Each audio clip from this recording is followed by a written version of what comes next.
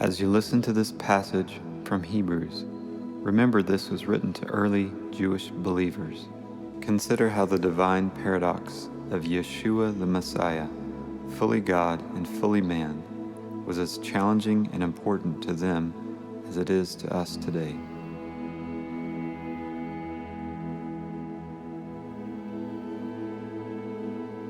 Hebrews 2. Since the children have flesh and blood, he too shared in their humanity, so that by his death he might break the power of him who holds the power of death, that is, the devil, and free those who all their lives were held in slavery by their fear of death. For surely it is not angels he helps, but Abraham's descendants. For this reason he had to be made like them, fully human in every way, in order that he might become a merciful and faithful high priest in service to God, and that he might make atonement for the sins of the people. Because he himself suffered when he was tempted, he is able to help those who are being tempted.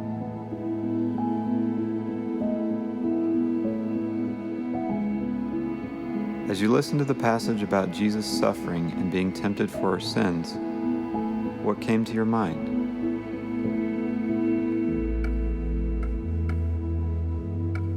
Take a moment to think about ways you can invite Jesus to be more present in your suffering and temptation.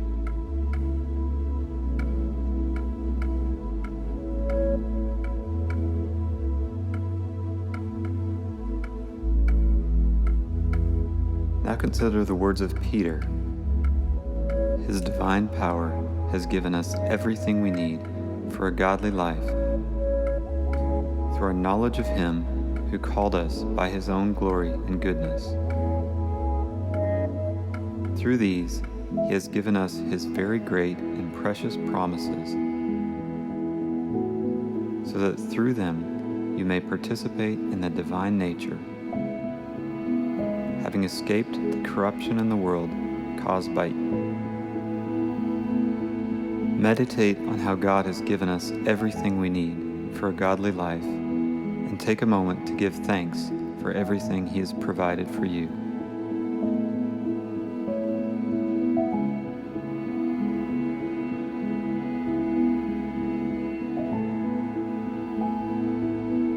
Now also consider how we can participate in his divine nature through his promises to us.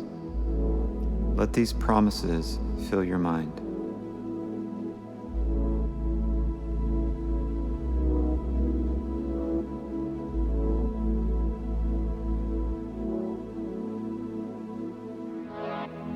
Let's read Hebrews together again.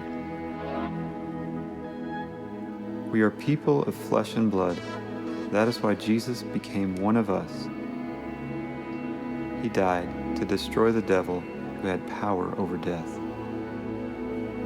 But he also died to rescue all of us who live each day in fear of dying.